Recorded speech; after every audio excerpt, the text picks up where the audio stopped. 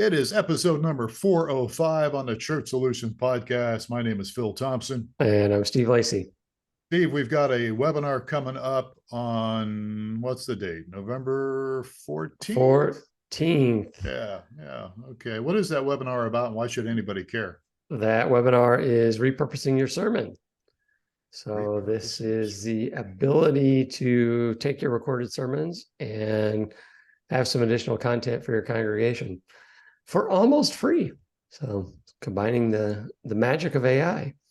Wow. Okay. Well, AI certainly is the thing these days. And so that webinar is available to anybody that wants to sign up. Just go to webinar.streamingchurch.tv. It's that simple. And you can reserve your seat. We'll go for about a half hour and do some Q&A afterwards. And this will be good. Repurposing your sermon. As I think all of us understand that, you put a lot of time and effort into messages. And, it's really be good if you could get a little more out of them instead of just Sunday morning. And this is a great opportunity to do that. Repurposing means that you can use your parts of your messages in other places, social media, clips on websites, those kind of things. So it's a great tool. And it will be a great, I think, a really great webinar. So webinar.streamingchurch.tv is the place to sign up, and you'll get in all the action. All right. So let's get into what we're going to talk about today. We have a guest today again, and I will tell you a little bit about him from his bio. He is the founder of BibleMate.io, and BibleMate is an innovative, award-winning online Bible study tool, and it does leverage AI. And the goal of this, of course, is to help churches, help pastors, help leaders, help Christians really engage in really more of a deeper walk and a deeper understanding of God's word and to know him more. And it's actually really good for a younger congregation. So without further ado, let's introduce our guest. Welcome everybody to this Church Solutions podcast, Nils Gulbranson. Nils, thanks for being our guest today. Absolutely, Phil and Steve, thank you so much for having me. All right, so tell me, before we get into this, I pronounced your name Gulbranson, your last name, not Nils Gulbranson, and I stuttered a little bit on it because you were telling me before we recorded that there's actually two pronunciations to this. Tell me the story real quick. So my name is Nils Gulbranson, per se. Gulbranson is how my dad says it, and Gulbranson is how my mom says it, because she says that it sounds prettier and she likes Branson, Missouri. Right. So who am I going to trust? Maybe my dad, who's maybe had his last name for 68, 69 years, or my mom, who's only had it for like 30, 35. So well, you don't want to disagree with your mom, though. That would be a tough deal there. So. That is true. So when engaging with my mom, I do tend to say Gulbranson just out of respect for her. There you go. All right. Well, good deal. So I didn't totally screw it up. All right. Well, we're glad to have you on our podcast today. Mm-hmm. Yeah. All right. Well, let's dig into this. So I wanted to get the story behind BibleMate and where the idea came from and why you pursued it and what does it do and all that. Give us a brief background on what it does and why you created it. A brief background. Okay. So sometimes this is hard to do, but That's fine. It didn't have to be too brief. Right, we got a half hour. Just go for it. Just talk. Just tell us the story. But because of how nuanced, AI can be, especially among Christian circles, there were some very interesting pivots that needed to be made and explanations that need to have, because as soon as some Christians hear AI, they immediately get turned off. So sometimes I have to, beat around the bush a little bit and explain more context. But for this case, I'll just go back to when I first had the idea. And that's when I was sitting at my desk, sort of like this. And I had my Bible open and I had maybe 5 or 6 different tabs open on my computer. And one of those tabs was a sermon, and the rest were either different translations or different commentaries. And as I was reading the word, some questions came up. And you know what? I spent some time, you know, on prayer, and then, you know, flipping through the scripture, sorting to try and find where these answers would lay or where they would be. Unsuccessfully. So then that's usually, when that's the case, that's when I go to resources like Google and sort of find these like question and answer type questions. And it took me about 10 or 15 minutes to find a article or a specific post by this pastor that I like talking about this particular topic. The only problem was, while the answer was good, it still left me with some questions and extra things that weren't necessarily that clear for me. So I had two options. I was like, okay, well, I can try and reach out to the pastor and say, hey, can you elaborate on this? And chances are never get in touch with him. Or if I do, it's 3 weeks or 4 weeks down the line, and all of a sudden I don't even care about the question I asked anymore, right? And so I was just sitting there thinking, I was just like, you know what? AI is becoming this huge thing. This was in early summer when I was working at an internship in Boston, working in commercial real estate. And I sort of just had this idea. I was like, you know what? AI is becoming this huge thing. I wonder if it's possible if I could just, instead of spending all this time, you know, and not being able to get the answers to my questions, I was just like, well, what if I can make some type of model that'll go out and find the question and answers for me, I guess, not to like take away from my own Bible study. Obviously, this was after the fact, after I had already gone through these different hoops. So that's where I had the idea for BibleMate.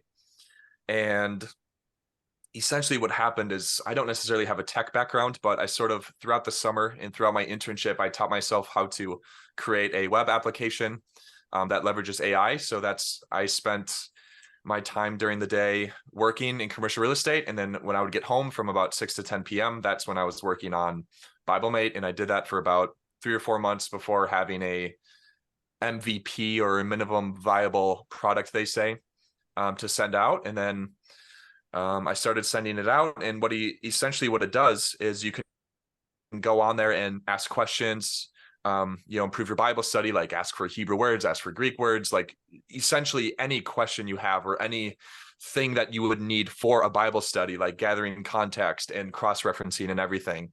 I trained an AI model that to have a biblical worldview. So when you have tools like ChatGPT and something, I mean, if you're listening to this, I encourage you, never go to ChatGPT for your theology, please. But oh no, no. Yeah, Now I got to So backtrack on everything. You know, back to me that one day, it's like, well, a ChatGPT was there. So then I went in and asked ChatGPT this particular question, and you could tell there was a very clear bias towards its answer, that it wasn't necessarily anti-Christianity, but it definitely took a lot of liberty in its answer. So I was like, well, I wonder if it's possible to be able to go and train an AI model that's trained on the Bible and on what most Christians would have a consensus on, well-respected Christian scholarship. And turns out it was. You know, I'm not going to get into all the details of what exactly that looks like, but it turns out it was actually possible to do. And then so that's where the idea of BibleMate came, is if AI is going to be used. I mean, I think Glue, at this conference that I was at a few weeks ago where I met Steve, I think they did a very good job of, it sort of came from two reasons. First of all, one, God isn't surprised by AI. And the second one being, it's in its current form, in its current stage, it's nothing more than a tool to be used. It can either be used for good, it can either be used for bad. Same thing could have been said about the printing press. Same thing could have been said about the invention of the internet. So where did I get this idea from? I mean, I did have to check myself a little bit, because when I went and tried to find a software developer to come help me with this, I actually approached a very, very good Christian friend of mine who I went to college with in South Carolina. And he was just like, I started sharing the idea with him, and he started, you know, he eventually said no, for this reason. He was just like, hey man, I don't think AI should be used to show what God intended man to be able to go out and share and whatnot. So he's essentially, he sort of made me take a step back and realize, okay, am I doing something that is going to potentially be harmful to someone because they're getting contextual Bible information, but it just happens to be from AI? And it made me take a step back and think about that. And I actually started to dive in on what artificial intelligence actually is in its current stage. And I think where he was coming from came from a fundamental misunderstanding of what artificial intelligence actually is in its current stage. Yeah. Hey, so it's not going in. Yeah. Yeah. Let me, you're breaking up a little bit on us here, Niles. And because most of the people are listening to this on audio, go ahead and shut your video off. Don't hang up on us. Yep. But shut your video off and let's see if that makes a difference. You're Yep. breaking up a little bit. So I'm breaking up a little bit. Yeah, well, a little bit, Okay. let's try that. But I don't want to interrupt your train of thought here. So Right. the funnel, Which you just did. I did. Well, I did for the sake of quality. But so tell us. All right. So you said this guy had a fundamental misunderstanding about AI. Elaborate on that, please, or not. Yeah, I mean, I think actually, if this is a separate Wi-Fi thing that I can connect to, that'll hopefully be better. So if you just give me a second. Sure, okay, but anyways, absolutely. Yeah, that's fine. Hopefully this could just be edited out in the podcast. I apologize. We probably won't, but that's fine. That's okay. Okay. Anyways, right. My train of thought. Yeah. So I think it just came from a fundamental misunderstanding of what AI actually is in its current stage. Because my whole idea was not to go and create a new gospel or have AI create something new that's outside of the biblical lens or biblical worldview. In fact, AI sometimes takes some liberty. I like to use the example of AI is just this big box that data can be pulled from.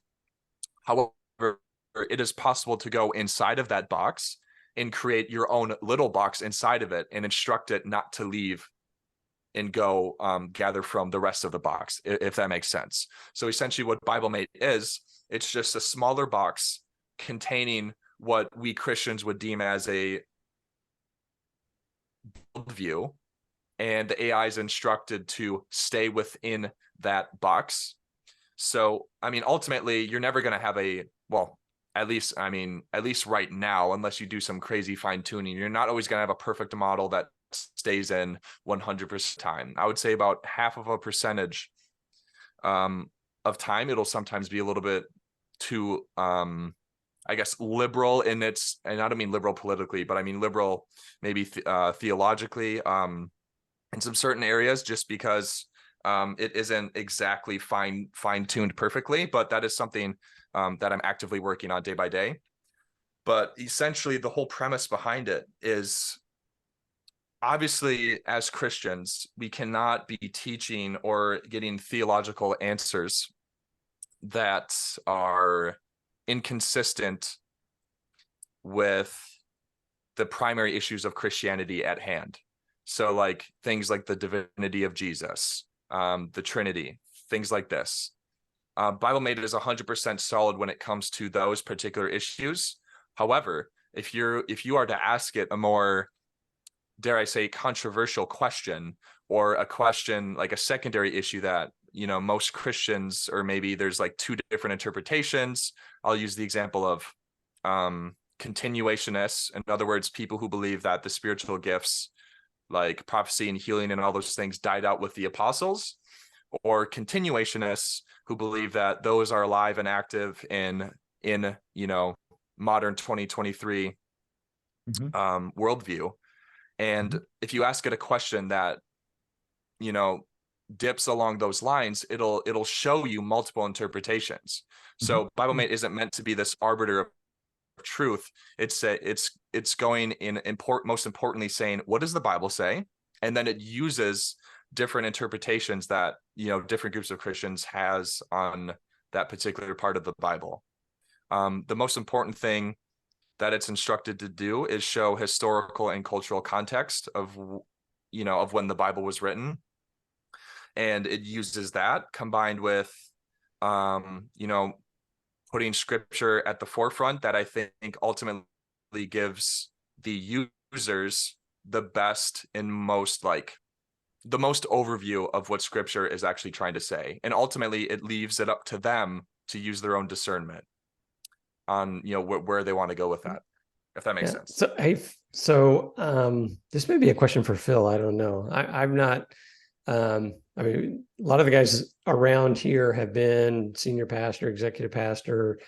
I've never had to prepare for a sermon, but there's tools out there, right? That people would use that would, are they just, I know, I think of Logos, and others like that. They're just biblical references, different translations, that sort of thing, right? Is that? Yeah, you're talking to an old guy here, but I mean, I used to do my sermons literally with hardcover books, and I did look at some commentaries. I was always taught not to look at too many commentaries, but I did still look at commentaries because I think other people's opinions. So I had a Greek lexicon, and I had a lot of things. And then when I moved into the 21st century, there were those things that you mentioned, Steve, that software and stuff, and those kind of things. But I can remember working hours and hours preparing a message.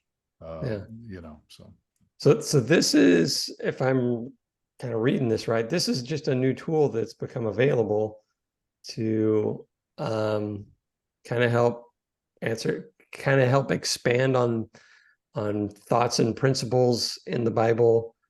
And right, am I positioning this thing kind of for both the layperson and the pastor, right? I'm primarily for the layperson, right? Nils, is this where's the target audience for this? Yeah.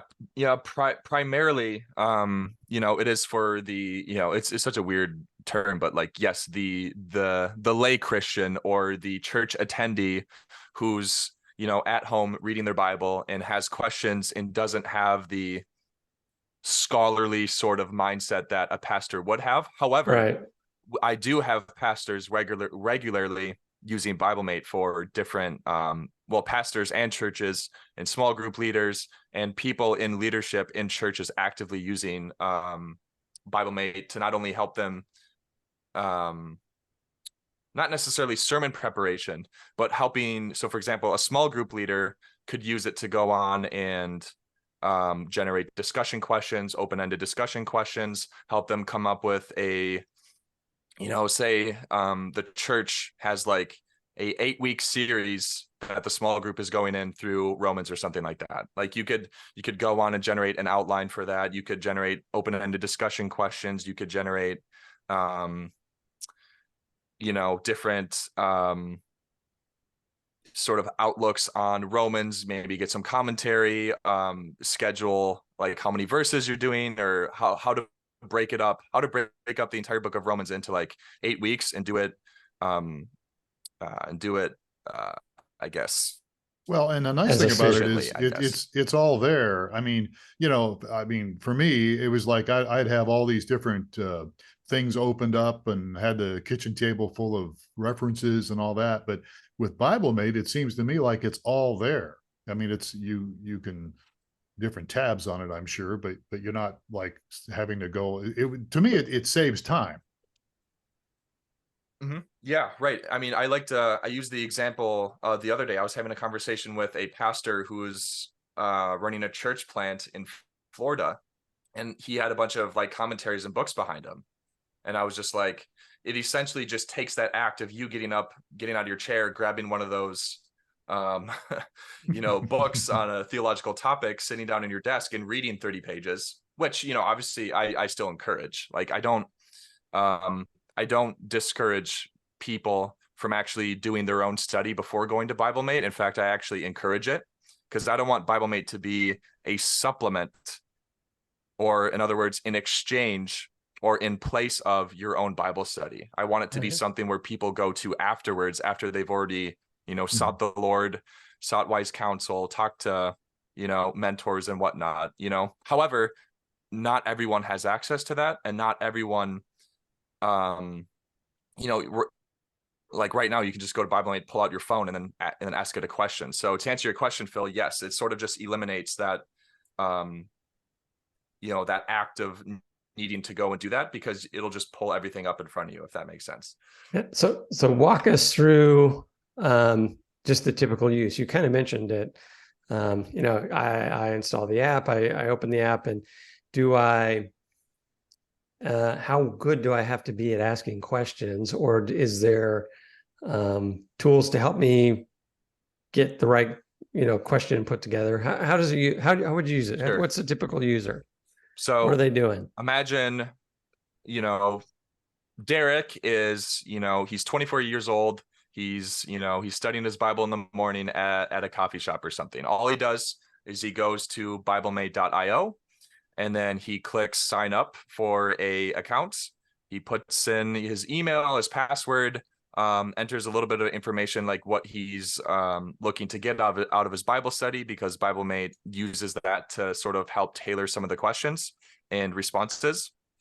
And then he logs on, and then he'll see a platform where there's 3 different teachers that are uniquely trained, depending on where you are at in your Christian walk. So there's a teacher designed for new believers, who is essentially a personified AI model, who's trained to be, like I said, more tailored to new believers. So he's not going to speak in the scholarly Christianese vocabulary like dispensationalism and all these isms and schisms, if you will. So he's going to be like more compassionate, sort of laid back, more like overview focused, and more like what's the theme of the Bible. And then on the other hand, you have a scholarly type figure who's going to really deep dive into all the historical and cultural context, and deep dive into the Greek and Hebrew words, and sort of give you a most deeper understanding of what the text is actually saying. And then you also have a teacher in the middle, which I think most Christians are going to, most Christians do go to, because they feel like there's somewhere in between. Like they're too nerdy for the beginner model, and they're not nerdy enough for the scholar model. Let's just put it that way. Are the models available to everybody, or is it part of, Yep. When I just signed up, I'm a new Christian, so I'm just going to see the one. I have opportunity to ask all 3. Yeah, you can change as easily as just clicking a button. There's an interface that you just click on teachers, and then you select what teacher you want. For the hackathon, I did build a system where users could go on and build their own custom teacher that's tailored to their best learning ability and their best learning style and what they're looking to get out of Bible study. So you could go in and add a photo, add a name, choose how detailed you want the responses to be, choose the tone of language. Like, do you learn best in a friendly conversation, or do you learn best through stories and parables? Do you learn best from sort of like scholarly, like here's a textbook, go read it. So that's currently, I took it off in this most recent new update I did, just because it wasn't perfectly done, and so I didn't want to have anyone go in there and be confused. But eventually that's going to be coming back. But right now people just have a choice between like new believer, scholar, and then somewhere in the middle. Do you name these teachers? But an example question. Yeah. So Alec, they all start with A's. There's Alec, who's the new believer friendly guy. Atlas is the more in-depth scholarly guy, and then there's Asher, who's in the middle. He's sort of like the face of BibleMate. Asher is. And an example question that some people have been asking is just like, hey, explain Psalm 23.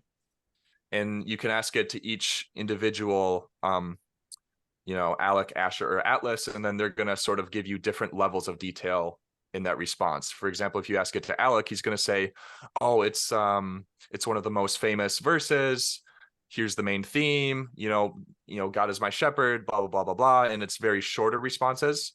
And then if you ask that same question to Asher or Atlas, it's going to go like verse by verse and sort of explain what not necessarily what every word means, but I mean, you do have that control. If you want to go in and say, what does every word mean of every single verse? Like you can go and ask that, if that makes sense.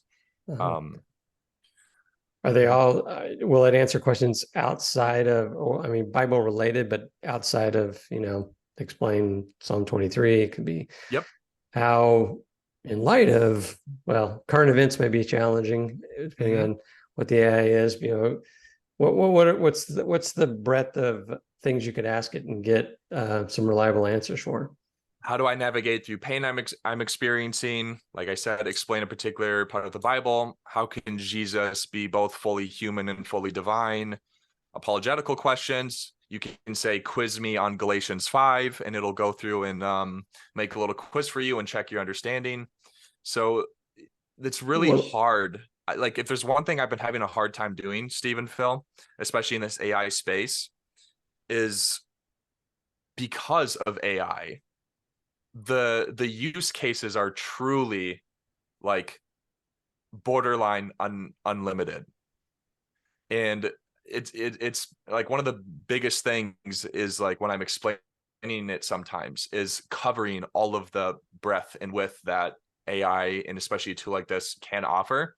And that's honestly been one of the things I've been struggling with the most, is because, you'll ask me a question of like, oh, what can I answer? Or what kind of questions can I ask? And it's like, I could give you a list of 1,000 different ways, but a lot of people tend to use it and ask cultural questions that are going on in 2023 America and say, like, what does the Bible say about this? What does the Bible say about homosexual marriage? What does the Bible say about racism? Or what does the Bible say about this or that? So you can ask it these cultural questions. You can ask it context of the Bible. You can ask it, where in the Bible does it say this, etc. Well, is it capable of carrying on a discussion with me? Like if I said, how I navigate through the pain I'm experiencing, will it come back and say, tell me about your pain? Or what, does it do that sort of thing? Or is it, so it's really not I try to characterize AI versus Google, because we've been trained for the past, 20 years now on Google and how to ask questions of Google. And they're typically short, concise, you have the right words in it, and you get the right 3-word phrase and you're going to get the best answers. Whereas AI is completely the opposite, in my experience, in that the more elaborate you can be, the more you can share, the better it's going to do. So it'll nurture that that aspect, whereas tell me more. Or... Yeah, right. No, and that goes back to one of like the biggest reasons why I created it. It goes back to me on in my chair looking up like what this pastor said about this. I couldn't just go and ask it for clarification or give it more details. Like I couldn't just say elaborate on X or elaborate on Y or give it more give him more information to personally tailor to me. So with BibleMate, it's conversational, meaning that you're having a conversation with this scholar or this Christian theologian who has an unlimited amount of patience level to any question like you may have. He has a limited amount of time to give you and will have no problem giving you a long answer, a short answer, doing it in whatever way you want it to. So if you ask it a question like, what does the Bible say about eschatology or something, and it may give you the 4 or 5 different main views about the end times, and then you can just say, because it remembers what you said, you can just say, oh, can you elaborate on premillennialism? And then it'll elaborate on premillennialism, and then you say, there's one part of that I don't understand, can you help me better understand that part? And then it'll go through and pull from everything and give you a better explanation. And you can, in theory, do that infinitely amount of times, because it'll remember what it said in the conversation. And when you want to create a new conversation, you just click the button and then boom, it resets, and then you can go into a different avenue. Yeah. So Nils, we're running out of time here. Yep. But let me ask you a couple questions. How old are you? I'm 23 years old. You're 23 years old. Wow. And why do you think so your generation, would you say your generation's more open to AI than the other generations that are older? More open to AI? I Yeah. say absolutely yes. Okay. Why do you think that 100%. is? Why do you think that is? I mean, I just think it's by virtue of how fast technology has even developed, even in the last 5 years, in the fact that you know, these kids, especially nowadays in my generation, and even like, I think it's going to be even more exacerbated through the generations younger than me, like the kids in middle school and high school right now, where everyone has a phone, everyone has social media, everyone is online. And now AI is being integrated into so many of these social media apps where it's just a matter of exposure. And, you know, I would say most, you know, the older generations, like maybe even older millennials, or even, you know, like boomers, especially like the baby boomers, they didn't grow up with it. You know, you didn't grow up with cell phones. You didn't like, if you had to ask for directions, you had to stop at the nearest gas station or pull out your atlas in order to figure out where you're going. Now, Yeah, unless you're a kids, guy. If you're a I've guy, noticed. you don't stop. If you're a guy, you just keep driving. But I'm Right, sorry. Go you ahead. just figure it out. Yeah. No, you're good. But now, like, you can't, like, I think of anyone in my generation, especially the generations younger than me, if I get in a car with anyone my age, the first thing is, like, even if they know how to get to someplace, most oftentimes they're pulling out their maps or their Google Maps, because it'll show you the fastest way to get there. And so this technology, I feel like, even considering how fast AI has advanced in the last even year per se, ChatGPT first became huge around like winter or fall of last year.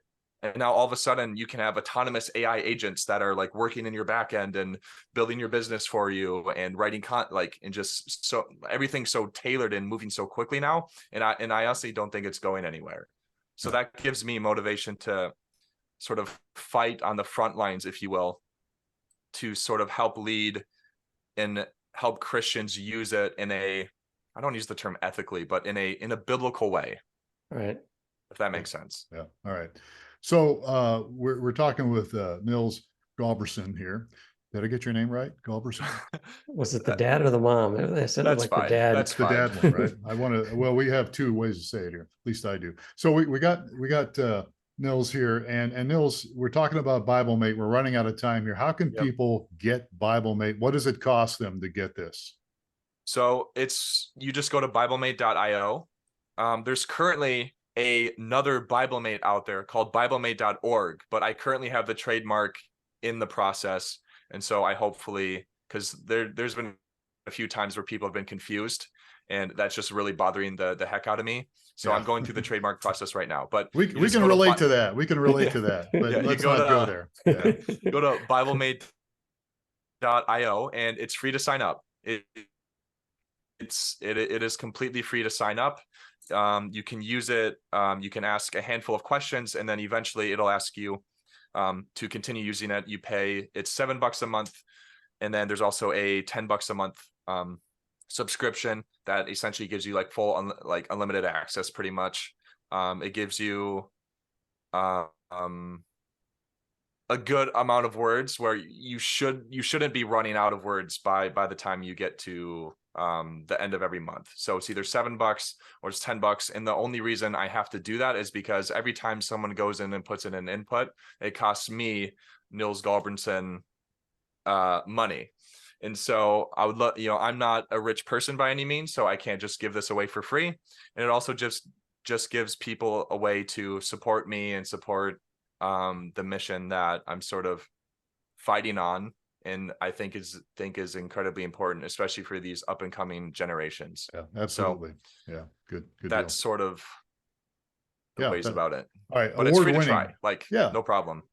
Okay, good. So award winning. Who gave you the award?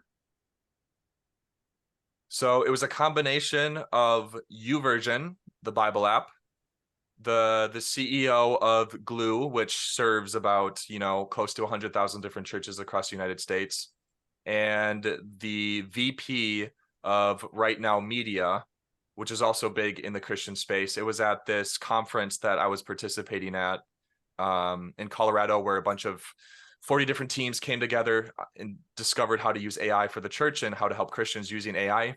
And BibleMate was fortunately cool enough for them that those three entities deemed it best product design is the award. So Nice. All Yes. right.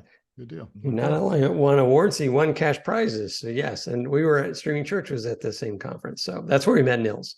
Yeah. So, All yeah. right. small world.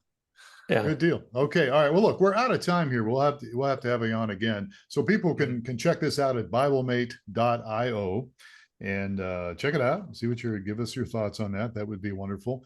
And if people want to get a hold of you, how can they get a hold of you, Nils?